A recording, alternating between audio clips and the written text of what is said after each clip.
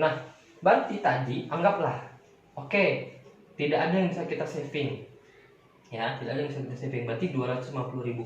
250.000 ini teman-teman belikan ke emas. Emas mana ada bro emas yang harganya 250.000? Jawab.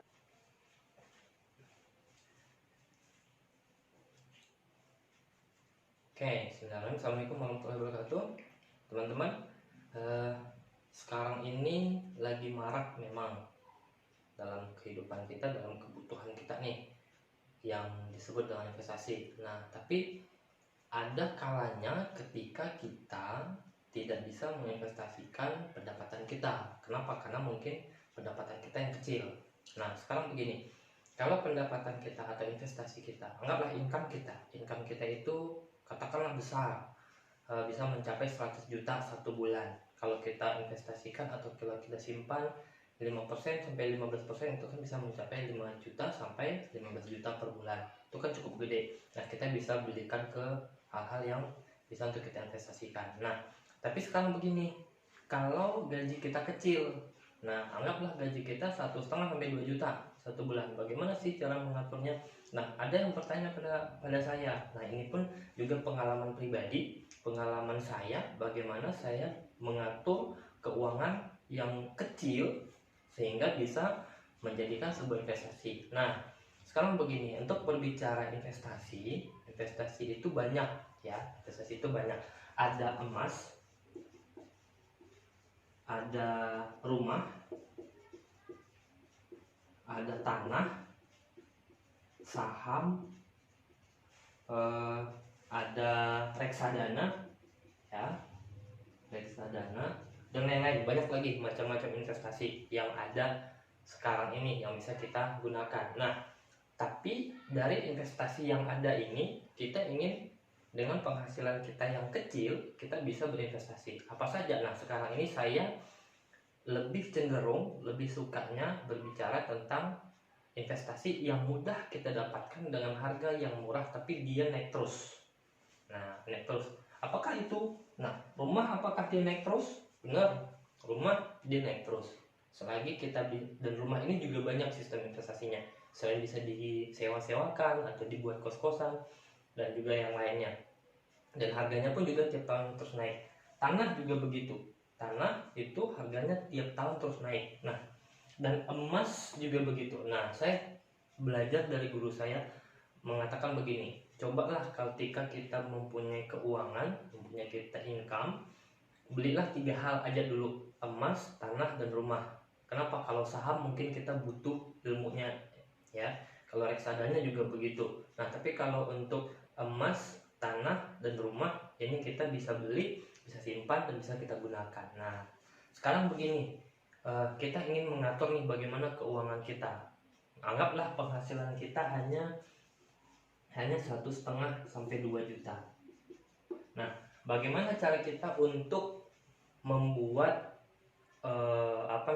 disiplin mengatur gaji, disiplin saving money untuk menyimpan uang, dan akhirnya kita gunakan untuk ke investasi. Nah, kalau saya sekarang ini, untuk saat ini lebih cenderung menggunakan emas. Kenapa menggunakan emas? Karena satu, harganya lebih murah. Yang kedua, dia lebih cepat bisa dijual kembali.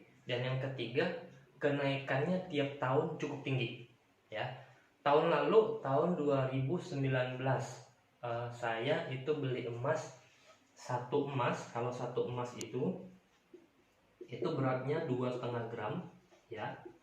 2,5 gram itu harganya awal-awal tahun 2019 itu sekitar 1.400.000-an. 1.400.000-an. Sekarang baru beberapa hari lalu, Selasa kemarin nih, ya, sekarang hari Rabu, kemarin itu Selasa, itu harganya berarti udah 1,5 tahun ya, berarti ya. 1,5 tahun itu harganya 1.900.000. Bayangkan kenaikannya adalah 500.000, ya, satu emas. Bayangkan kalau teman-teman dalam satu bulan bisa beli, anggaplah 3 emas atau 4 emas. berapa investasi yang bisa teman-teman simpan dalam setiap tahunnya. Dan sedikit bercerita dari investasi emas, ya, dari investasi emas saya bisa membeli berbagai macam hal yang untuk keperluan saya sehari-hari dengan harga yang lebih murah. Kenapa? Kalau saya beli barang itu dengan duit ataupun dengan cara kredit, itu akan lebih mahal. Tapi dengan investasi emas, ketika barangnya ada, emasnya saya jual, saya beli, dan barangnya pun ketika itu harganya turun, saya beli. Ya, itu menjadi lebih murah. Nah, ini sedikit saya akan sharing bagaimana saya menyimpan uang, menyimpan pendapatan. Anggaplah kalau ini pendapatan kita, pendapatan teman-teman semua itu masih sekitar 1,5 sampai 2 juta. Ya, 1,5 sampai 2 juta. Tapi kita masih bisa saving emas. Nah, kita masih bisa simpan emas. Nah, banyak nih yang cerita sama saya, banyak nih yang curhat sama saya. Bro, gimana sih bro caranya nyimpan duit? Sementara gaji saya cuma sekitar 1,5 sampai 2 juta satu bulan. Nah, saya ajarin ke dia. Dan akhirnya apa? Bisa membuat saving bagi dirinya, dan juga ini mudah-mudahan bermanfaat untuk teman-teman. Oke, kita mulai ya. Nah, ini kita hapus dulu. Agak hitam ya jadinya. Oke, apa-apa. Nah, anggaplah gaji teman-teman sekarang ini 1,5 sampai 2 juta. Gimana cara kita nyimpannya? Kalau saya baginya 3, ya, bagi 3 plot. Apa? Yang pertama untuk sedekah, ya. Yang kedua untuk kebutuhan, dan yang ketiga itu untuk saving atau simpan. Dan yang saving ini nanti teman-teman bisa belikan ke emas. Oke, sedekah. Kalau untuk sedekah berapa persen? Nah, kalau saya pribadi itu ketika dapat income, ketika dapat rezeki, ya, dapat rezeki, apa yang saya lakukan? Saya simpannya 5 sampai 10%. Gitu. Ya. Ketika saya habis ngisi training, saya habis ngisi seminar, ataupun ada project-project lain yang saya dapatkan, ya, apa yang saya lakukan? Saya sedekah dulu nih, 5 sampai 10%. Nah, jadi teman-teman kalau seandainya gajinya 1,5 atau sampai 2 juta, anggaplah 2 juta gajinya, enggak 2 juta. Teman-teman sedekah dulu, keluarin dulu haknya, ya, keluarin dulu haknya. Nah, bagaimana caranya itu teman-teman?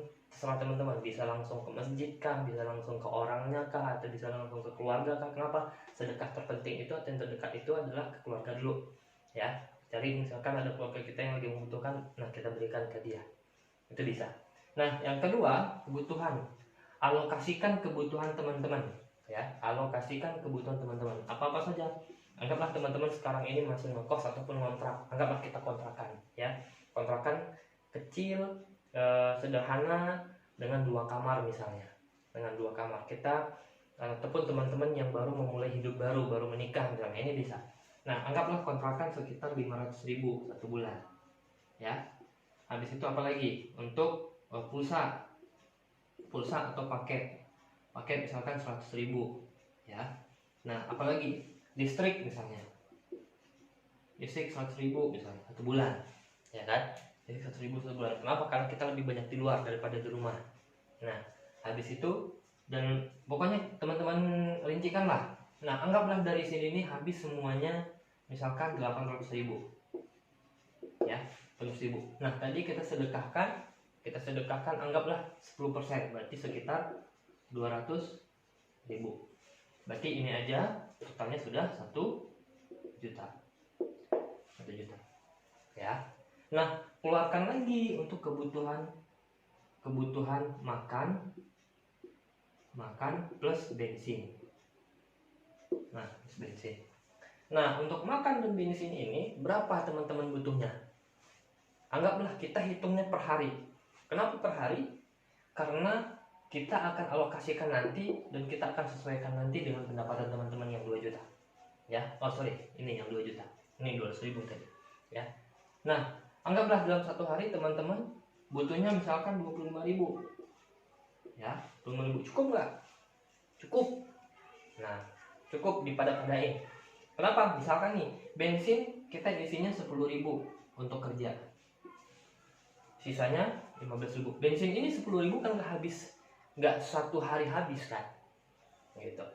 Maksudnya begini, kita isi hari ini 10.000, besok kita bisa nggak ngisi, besok lagi baru ngisi misalnya, ya besok lagi baru ngisi, baru. Nah jadi ini kan tidak habis. Nah berarti kalau seandainya 25.000 kita kalikan 30 hari, ini berapa? 750.000. Nah sisanya ini yang akan kita saving, berarti 250.000. Itu yang teman-teman saving setiap bulan. Berarti harus alokasikan setiap bulan. Setelah disedekahin, berarti harus saving 250.000. Nah pertanyaannya, oh disiplin nih, hari ini cuma bawa 25.000, hari ini bawa 25.000, hari ini bawa 25.000, hari ini bawa 25.000, sampai nanti selama 30 hari. Ya, pokoknya harus konsisten, pokoknya harus komitmen. Kita cuma bawanya 25.000 satu hari. Ya. Nah, ternyata setiap kita bawa 25.000 setelah 10 hari misalnya. Setelah 10 hari, harusnya kan habis 250.000.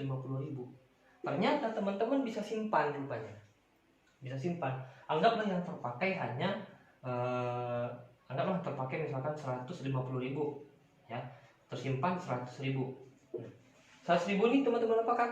Simpan dulu, gunakan untuk kebutuhan, tetap untuk kebutuhan sehari-hari tadi. Kenapa? Bisa jadi nanti mungkin ya, kita berharapnya tidak. Kenapa? Mungkin nanti apakah bannya bocor ya, atau perlu perbaikan sepeda motornya, atau perlu perbaikan dan ini dan lain-lainnya, atau ada kebutuhan-kebutuhan mendesak, ini bisa teman-teman pakai. Nah, anggaplah misalkan dalam sebulan yang harusnya 750.000, ternyata habisnya cuma 600.000 ya, 600.000, dan sisanya 150.000. Ini sisa. Nah, bagaimana caranya? Teman-teman, karena teman-teman disiplin, tidak menghabiskan 750.000 tapi hanya 650.000 ya. Ini bagi dua. Bagi duanya untuk apa? Berarti kalau kita bagi dua, 75.000 ini kita masukkan ke sini, ke saving. Berarti kita nambah saving kita. Berarti saving kita menjadi 325.000. Dan yang 75.000 sisanya lagi tadi kan teman-teman boleh kasih reward ke diri masing-masing. Bagaimana caranya? Pergi makan mungkin, atau beli baju mungkin yang harganya baju kaos ya, yang harganya 30-40.000 ya, bisa dapat 2 ya kan.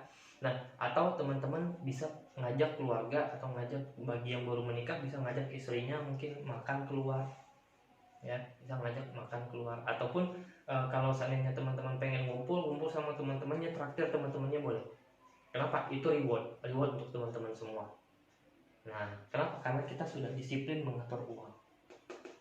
Nah, berarti tadi anggaplah tidak ada yang bisa kita saving ya, berarti 250.000 ini teman-teman belikan ke emas. Mana ada bro emas yang harganya 250.000? Jawabannya ada ya. Nggak bisa teman-teman beli emas yang 24 karat, teman-teman kurangi kadarnya. Bisa mungkin beli yang 75% ya, 75%. Harganya jadi cuma, nggak usah banyak-banyak, beli 1 gram aja dulu. Beli 1 gram, udah 3 gram gantikan ke 1 emas. Yang tadinya 1 emas beratnya hanya 2,5 gram ya. Oh ini kan cuma 75% bro, bukan yang emas murni gitu kan, bukan yang emas ini. Nah teman-teman bisa gunakan, kan sekarang ini lagi ada lagi ngetren-ngetrennya membeli emas antam ya kan. Beli emas antam yang beratnya ada yang 0,5 gram, ada yang 0,1 gram, bahkan harganya ada yang 100.000. Nah yang penting begini triknya teman-teman ketika beli emas adalah, ketika teman-teman beli emas, belilah ke toko yang memang sudah dipercaya. Itu yang pertama. Dan yang kedua, pastikan ada surat-suratnya. Jadi kenapa ketika dijual lagi kita bisa jual ke toko itu. Nah kalau kita jual ke toko yang sama, otomatis potongannya menjadi lebih kecil. Tapi kalau kita jual ke toko yang lain, otomatis potongannya menjadi lebih besar. Potongan emas tuh nggak gede-gede tuh teman-teman ya, nggak gede-gede. palingan hanya 10.000 sampai 30.000 per, entah per gramnya entah per ini, saya juga nggak paham. Pokoknya potongannya itu nggak terlalu gede ya. Nah, anggaplah begini, teman-teman bisa saving 250.000 satu bulan. Nggak ada nih yang tersimpan dari sini tadi, nggak ada ya, berarti yang tersimpan hanya ini 250.000 ya. 250.000 yang teman-teman simpan, yang teman-teman saving, itu teman-teman belikan emas 1 gram dalam 1 bulan, dalam 1 tahun, maaf, dalam 1 tahun berarti ada 12 gram. Anggaplah kita belinya 250.000 ya, 250.000 kan harganya tiap tahun naik, betul, harganya itu bahkan tiap hari naiknya ya, tapi naiknya nggak gede-gede ya kan. Saya pernah kemarin itu beli emas, harganya terus naik, 1 gramnya itu naiknya 10.000, bahkan dalam 1 hari bisa naiknya 3 kali.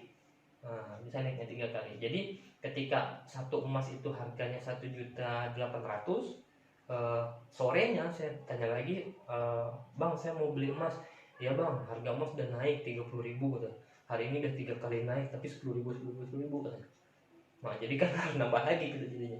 Nah, tapi begini teman-teman, jika kita teman-teman konsisten kan ini 250.000 selama 1 tahun, dan teman-teman belikan itu, dan teman-teman rutinkan itu, dalam 1 tahun ada 12 gram. Bayangkan berapa kenaikan yang bisa teman-teman dapatkan. Nah, satu lagi, ini adalah salah satu bentuk investasi ya, bentuk investasi. Kenapa? Ketika ada hal yang mendadak, nanti teman-teman bisa jual ya. Ketika ada hal kebutuhan mendesak, teman-teman bisa langsung jual. Kalau gitu tanah nggak penting dong, Bro. Penting. Tanah perlu dong, perlu ya. Ketika nanti misalkan nih, saya pun juga lagi belajar ya tentang konsep investasi tanah sama rumah. Nah, dan doakan mudah-mudahan tanahnya makin banyak ya, rumahnya makin banyak, jadi bisa saya buat kos-kosan, saya bisa buat tanahnya saya kapling-kaplingkan dan lain sebagainya. Nah, untuk ini tanah dan rumah saya masih belum mulai ya, tapi saya masih mulainya ke emas.